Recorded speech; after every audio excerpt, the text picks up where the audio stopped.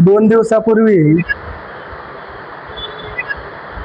शिवाजी कोण होता या पुस्तकाच्या नावावरून एका आमदाराने विक्री करणाऱ्याला अश्लील भाषेत शिवीगाळ केली। त्याला सांगू इच्छितो,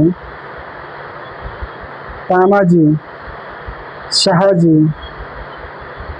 संभाजी आणि शिवाजी ज्या शब्दामागे जी लावला जातो तो आदरयुक्त शब्द असतो, पण त्या आमदारांच्या रक्तात शिवराय असल्यामुळे त्याला ते कळणार नाही।